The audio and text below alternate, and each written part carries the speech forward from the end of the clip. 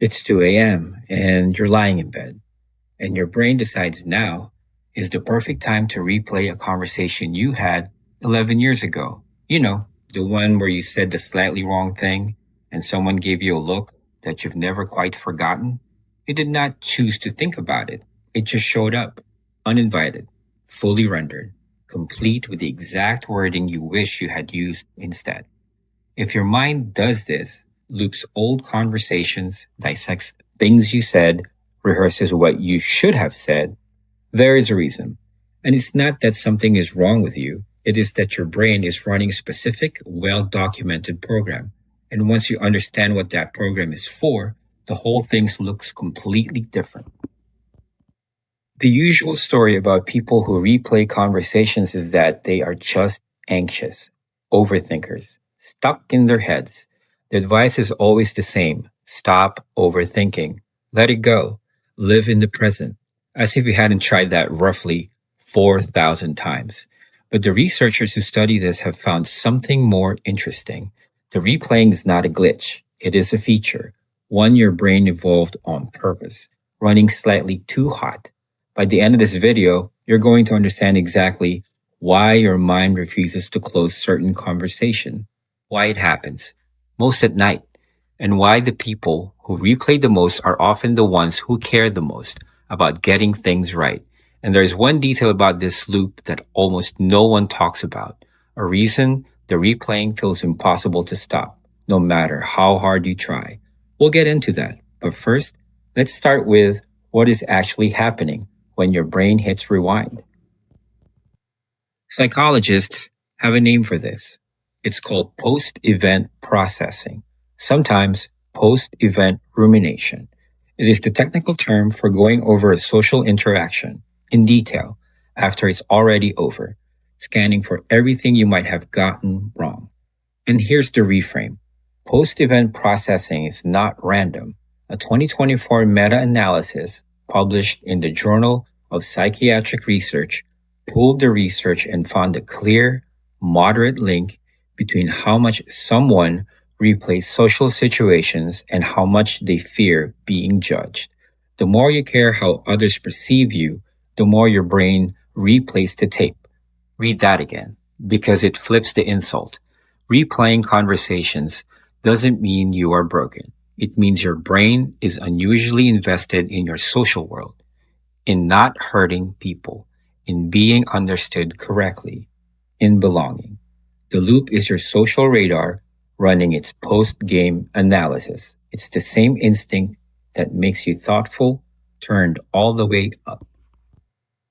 Now, here is where it gets stranger, because your brain doesn't replay everything equally.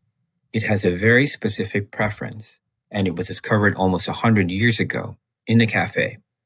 In the 1920s, a psychologist named Bluma Zeigarnik noticed something odd about waiters.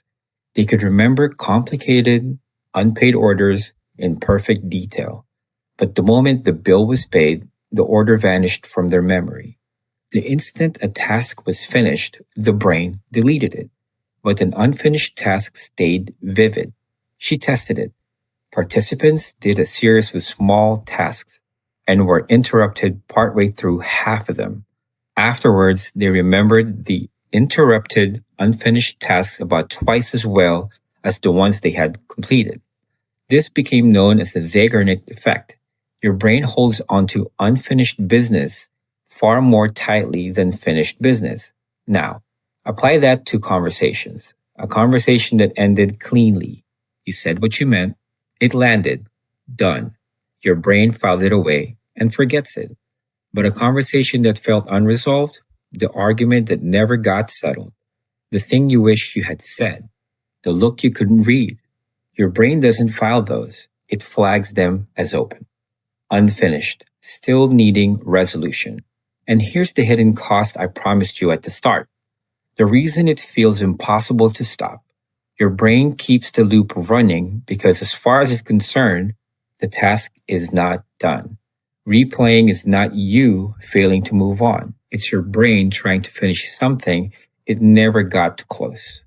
The loop is not a glitch. It's a search for an ending that never came. which is also why suppression backfires. Studies on post event processing find that trying to force the thought away tends to make it stickier, not weaker. The unfinished file just reopens. You cannot delete a loop your brain thinks is still load bearing. There is a reason all of this ambushes you at 2 a.m., specifically. During the day, the unfinished loops are still there, but they're drowned out. Work, messages, noise, other people, the endless small tasks. Your attention has somewhere to go. Then the lights go off, the inputs stop, and the room goes quiet. And the loops that were always running underneath finally have the stage to themselves. Research on replaying points to something quietly heartbreaking about who this happens to most.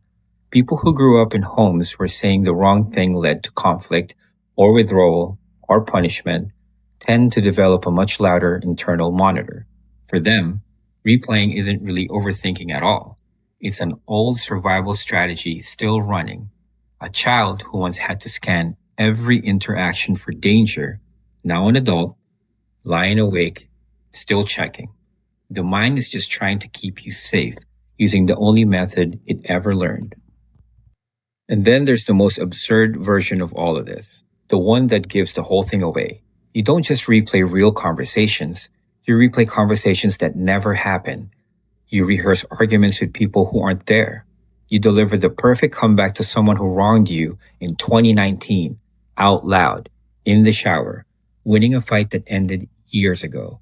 Your brain is so committed to resolving unfinished business that it will script both sides of a conversation just to feel it reached an ending. If you've ever won an imaginary argument in the shower or lost one, drop it in the comments. I have a feeling that the number of people quietly rehearsing conversations that will never take place is much higher than anyone admits.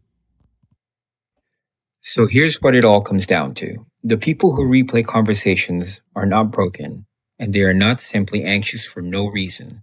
The brain cares intensely about the social world, about being understood, about not causing harm, and that same care runs the post game tape on every interaction that mattered. The reason it won't stop is that your brain treats an unresolved conversation like an unfinished task, holding it open, keeping it vivid, searching for the ending it never got. Its loudest is at night because that's when nothing else is competing for the floor. The replaying isn't the enemy, it's an unfinished loop asking to be closed. If this is the kind of thing your brain does at 2 a.m., there's another video right here that goes even deeper into the way your mind works and when you think no one is watching. And if you want more of this, subscribing takes about 2 seconds. Either way, thanks for being here. Now, try and get some sleep.